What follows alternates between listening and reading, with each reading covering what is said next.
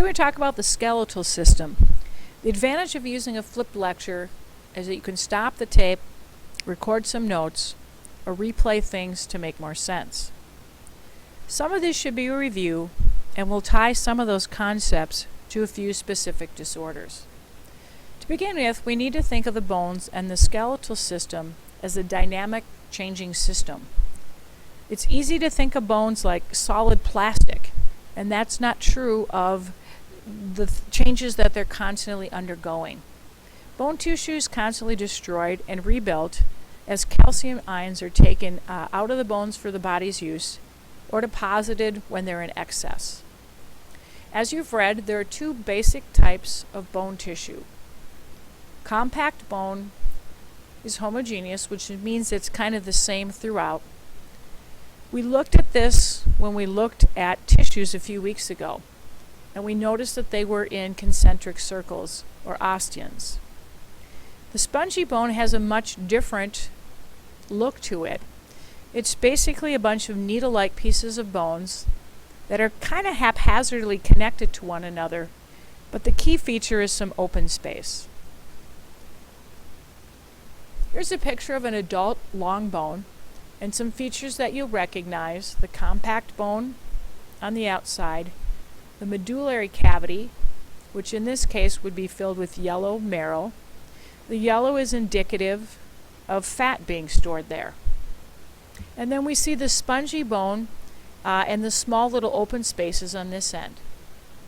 One note to evolution in terms of long bones: it's theorized that our brains started to develop more quickly and become larger as people made tools that allowed them to break bones apart.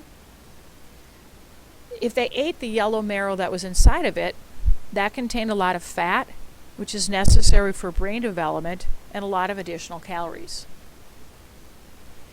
On this slide, we want to start with what we should know. And basically, from our look at tissues, we saw slides that looked like this, and then a diagram version over here.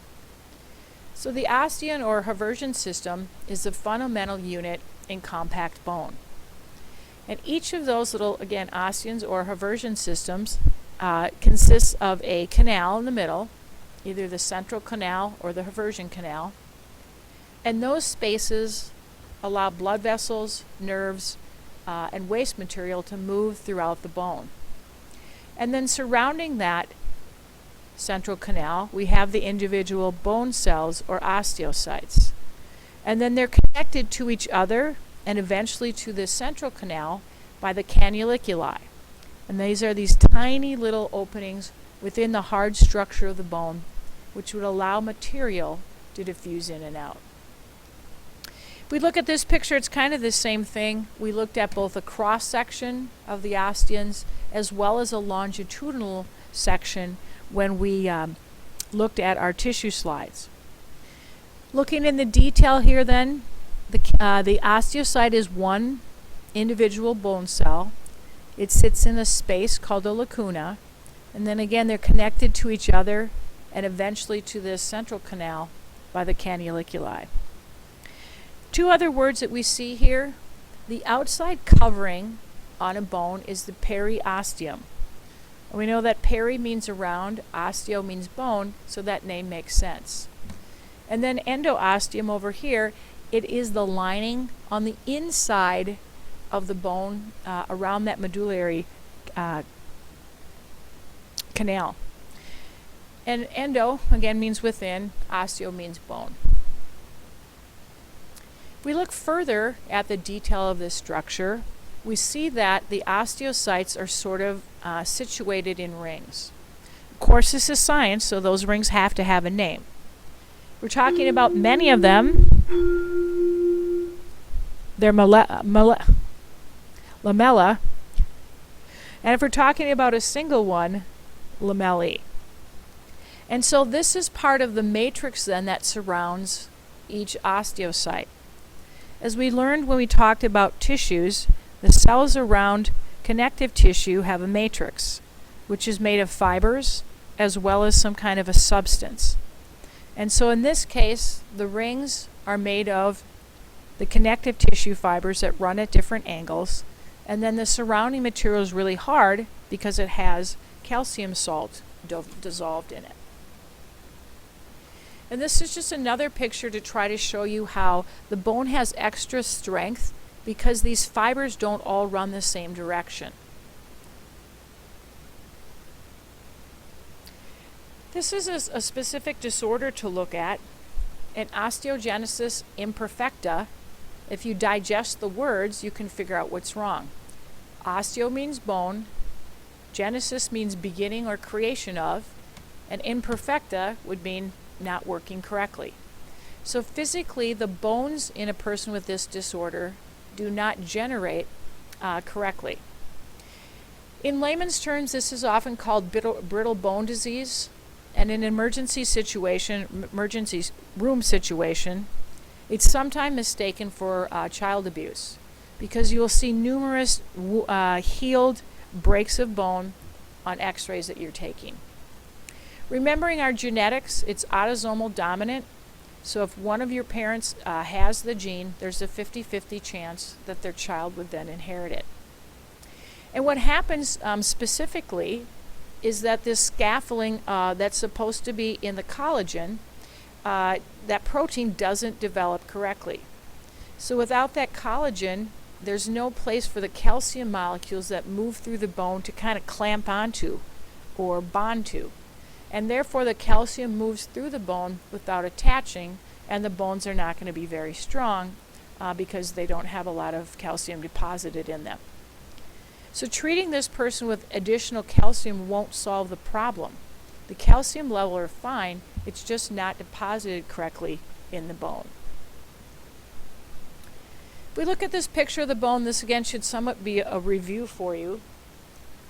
Diaphysis refers to the shaft, so that's this portion here, and that is made of compact bone with a medullary canal filled with yellow bone marrow, which, as we said before, is primarily fat, and it is surrounded by the periosteum. The ends of the bones, the epiphysis, if we're talking about two, epiphyses if we're talking about two, epiphysis if we're talking about one, refers to the ends of the bones. Mostly composed of spongy bone, and then they're covered on the ends of them with hyaline cartilage. And that would be where that bone will articulate or meet up with another bone to form a joint. As you also read, there's many functions of bones besides simply supporting you. And as we did last chapter, if you think about how the body systems are interconnected, this would give you some idea of what those connections might be. Support, protection of internal organs, those seem obvious. Its role in movement is that it provides solid attachment points for the muscles. And we're going to learn some of those attachment points next week. It also functions to store different materials for the body. Calcium, which is important in the transition of nerve impulses or muscle contractions, phosphorus, as well as fat. And another key function of bones is bone cell formation. You looked at the different kinds of bones, and I'll only speak to a couple. The sesamoid bones, your book classifies as short bones. And these are kind of irregular or round-shaped bones that actually work sort of as a hinge point, if you will, I guess, for a tendon. And so let's look back at the others for a second. Irregular don't really fit anywhere else. Short bones are more square-like. Flat bones, as you would expect, are flat. And the definition of a long bone is going to be longer than it will be wide. So even some bones that aren't very long, like phalanges, are still classified as long bones because of their shape. So these sesamoid bones are within a tendon and allows for the smooth, passing of that tendon over some bones. So here's your patella. It's in your patellar tendon, and that is where it slides over the fibula, the femur, and the tibia. Here you see two small bones underneath your foot, and again, it just sort of acts as sort of a wheel or whatever, if you will, allowing that bone to slide over. And then over here we see another little sesamoid bone. As you've read about, maybe in our last unit, a skeleton of an embryo is primarily made of cartilage. And as the fetus develops, the cartilage changes into ossified bone. And some of that actually ends up occurring after birth, as we know with the soft spot on the top of babies' heads. Cartilage remains in some areas of the body throughout life, the bridge of your nose, the ribs, and in some joints. Talk a little bit about bone growth. The epithelial seal, or plates, are areas of the bone that are not ossified yet. Those cells there are dividing and growing more numerous, thus making the bone grow a little bit longer. So this is a process of new cartilage continually being formed, and then the older cartilage being ossified or turned into bone. So the cartilage there is broken down and bone replaces it.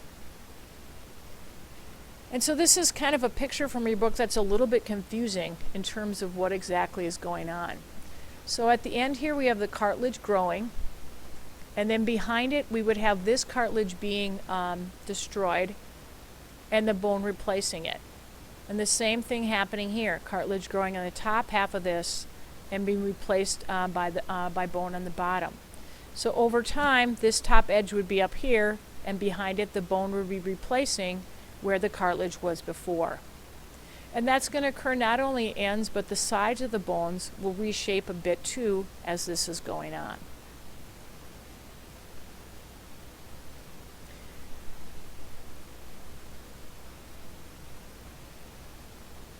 Sorry about that. Long bone growth, also those bones have to go wider, and that's apositional growth. And what happens is we have osteoblasts, which I made in green, producing additional bone tissue, while osteoclasts, which are in blue, are basically recycling or destroying that bone tissue. So we see growth and width happening from the outside, and then the bone being destroyed on the inside, so that the bone maintains its normal amount of tissue. It's just going to be a wider gap in between them. And this is just a short little video that will show you maybe in pictures how that would work.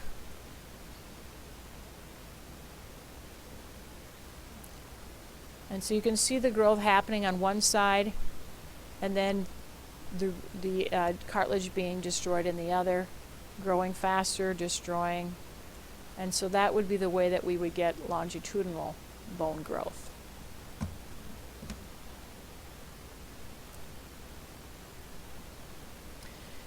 All right, continuing on then, you can tell whether the bone belongs to an adult or a child by looking at the epithelial seal or plate. So in the case where you still see a gap in here, you know that you have a child's bone, because there is still a space where cells are not ossified and are continuing to divide. So your doctor may have looked at x-rays and tried to predict whether you were done growing, and that's what he or she were sort of looking for. So if you look at this one, here we have a line, or excuse me, a plate, therefore that's a child's bone. Here you don't see that anymore, and so here's a fine line, that would be an adult. And again, here you can see a gap, so we know that's a child's foot, and then we know this is a child's foot as well. So if you look at these two examples, you would hopefully conclude that this is the adult and that that's the child. Osgood-Schlatter's is a disease of growth, and basically what's happening is you get pain down here in this area as the bones are growing slightly faster than the tendons. And so as the bones grow and kind of pull, this tendon and muscle aren't quite long enough. So at this spot where the patellar tendon attaches below the kneecap, it's going to constantly get pulled on. And so that's going to be pain, and in some cases that pain is debilitating to children. Typically treatment will only need to occur until a child has stopped growing. And once they've stopped growing, we won't have that disparity anymore, and they will naturally heal on its own. Until then, physical therapy, stretching the quads,